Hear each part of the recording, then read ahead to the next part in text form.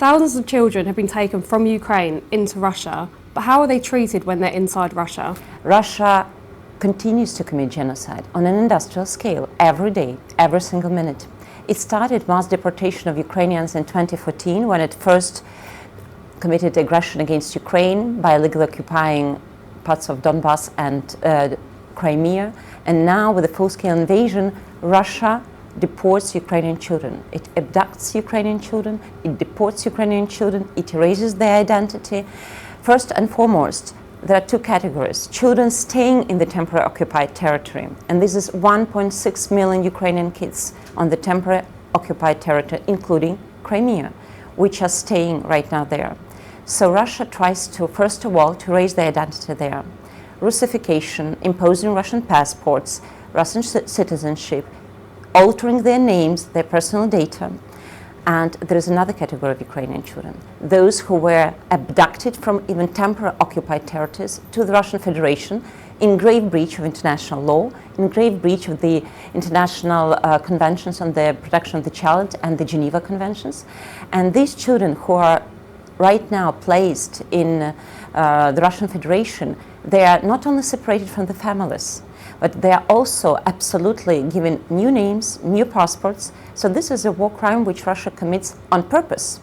And what are the reasons for this? It's very simple. First and foremost, it is a very powerful instrument of Russia's aggressive policy towards Ukraine. Russia knows that it can use children, the most vulnerable group, use children for its aggressive purposes. Second, it's also about replenishing their army with new Ukrainian boys, for example, especially those who are 17, 18. So apart from separating them from the families, apart from giving them absolutely different names and passports and documents, Russia tries to use them against Ukraine in its own army. And this is truly, truly horrible. And we definitely need more diplomatic efforts to reinforce our international efforts to rescue each and every child and to return them back home from territory of Russia back to Ukraine, and also from the temporary occupied territories of Ukraine back home to Ukraine. And how confident is Ukraine that they can get all the children back from inside Russia? Well, it's our goal. And our president, Volodymyr Zelensky, was very clear. First of all, children should be included into any peace talks, negotiations, any diplomacy, any diplomatic efforts, and Russia should release them unconditionally. That's absolutely clear, but this is not the case in reality, because Russia doesn't show any sign of making its commitments during the, in accordance with international humanitarian law. It doesn't return Ukrainian children voluntarily. So we need to work via different NGOs, via our law enforcement officers, via different rescue operations on the ground to find the children and to return them back home. But we also have international mediators with whom we are working to facilitate access to children, but also to bring them back to Ukraine. And would Ukraine accept having the children back from Russia without any consequences for Moscow? Obviously, consequences should be for any aggressor. Aggressor should not be appeased, aggression should not be rewarded, and obviously it's understandable that responsibility should be for any crime. We cannot live in the world where impunity prevails over the rule of law. And that's why Ukraine advocates, let's unite our efforts and strengthen our international mechanism for accountability. International Criminal Court, International Court of Justice, Special Tribunal for the Crime of Aggression. Every war criminal, every political and military war criminal should respond for its crimes. We cannot live in the world where international law is not relevant anymore. We have an international legal-based order. That's what Russia tries to do. It shows that it can dismantle this order. We have international security order. Russia shows that it can dismantle international security order as well. And the answer of the international community should be much bolder and stronger. There should be a robust response of the international community, not only to the aggression per se, not only to the genocide, but also to the mechanisms of responsibility and accountability of Russia. There are thousands of children inside Russia at the moment. Does Ukraine know where these children are? Do they have a database? Do they have their names? Or is it a case of trying to find out where all of these children are? Well, we do have a registry. We do have a registry which we keep record of different deportation notifications that we have that those children were deported. But of course, it's not that easy to verify information. So we have approximately 20,000 of Ukrainian kids, at least, who are deported by Russia in grave breach of the law. But of course, as I said, 1.6 million Ukrainians are residing, Ukrainian children residing in temporarily occupied territories. And each day, each minute, Russia continues its deportations. They're ongoing. So it's very difficult to verify them because, first of all, as I said, Russia changes their names and alters, especially for small kids. Secondly, many small kids are adopted, so-called adopted. It's not a deportation, it's not an adoption in international law, it's a deportation. So obviously Russia tries to hide, but at the same time the traces are there, and we definitely know that all the information is available to us that Russia deports children on an ongoing and everyday basis. And our goal should be maximalistic. Every child back home, unconditionally, because it's not just a statistic, 20,000. It's a story, it's a life behind every person, behind every statistics.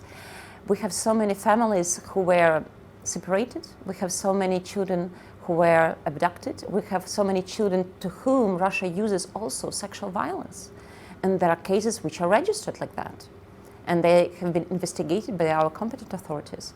So our ambition is to return everyone. And the issue of the return of Ukrainian children is the agenda during our ongoing consultations and negotiations with the American colleagues and friends. And our president is very clear that it should be an integral part of any talks and any negotiations. We need to return every single child. Are there fears for when the children come back to Ukraine? So some of them would have been inside Russia now since perhaps 2022. And we know from reports of children who have come back that some have suffered brainwashing. So are there fears for when they come back that they might not be able to integrate back into society properly? Of course, Russian propaganda mechanisms are working very well. They brainwash our children. They spread disinformation about Ukraine as a state, about Ukrainian leadership. They spread propaganda about the war. And of course, our children are scared. They do not know whom to trust because a family is a unity and a family is a place of emotional stability. And then when they're taken and dragged from the family and brought to another environment, they do not have anyone in their closest circle to trust. So of course, for understandable reasons, children used to believe to people who are surrounding them. So our task when we return the children is to work with them in terms of rehabilitation, communication, psychological support, mental support, but also reintegration to the society. This is extremely important that they get Ukrainian education, they get back to the families, that all the orphans are back to the families as well. So it's important that they feel this connection with Ukraine. We try to work with them, and this is not an easy task. This is one of the challenges that Ukraine faces, because of course, the longer war goes, the longer children are in captivity, it's much more difficult to reverse this. It's much more difficult to spread true information to them. But we're working, and this is a common endeavor of the government. This is a common endeavor of all our NGO sectors and stakeholders. And we definitely want our children to live in peace and to know that they're back in Ukraine at home and they're in safety. So what kind of way are they treated when they're in Russia? Some of them are with families, some of them are held in other places, but how are they treated? Are they treated like children? Every case differs, but in practice, there are lots of cases when there is inhuman treatment. There are lots of cases when they were tortured. There were lots of cases that there is psychological abuse, but also sexual abuse towards these kids. So of course, every case differs, but in many ways, the fact that they are already taken back from the family and abducted from the territory of Ukraine, it's a war crime. And Russia must absolutely pay for these crimes. So at the moment, there's ongoing talks about a possible ceasefire between Ukraine and Russia. Do you see that happening? Do you see there being a deal brokered that's good enough for Ukraine? Well, we cannot trust Russia. Russia lies, and they know how to lie. So no one should be fooled by Russia. No one should believe on Russia's words, or Russia's statements in the media. Actions. We should look into actions. And we had really intense discussions with our US colleagues at the beginning of March regarding the ceasefire. Ukraine engaged in good faith. We agreed for the ceasefire, for the truce in the sky, for the truce in the sea. We agreed for the ceasefire in the front. It was 11th of March. And Russia, they just put conditions. While Ukraine again showed its commitment to peace, commitment to comprehensive, just and lasting peace. What did Russia? They started bombing us even with bigger intensity. And so many people getting killed throughout this month. Then we had another meeting, technical meeting, a few days ago between Ukraine and US delegations, and separately between Russia and US delegations. Ukraine agreed for the ceasefire at the sea to safeguard freedom of navigation, to ensure that there are no strikes on energy facilities. Again, Ukraine shows commitment to peace.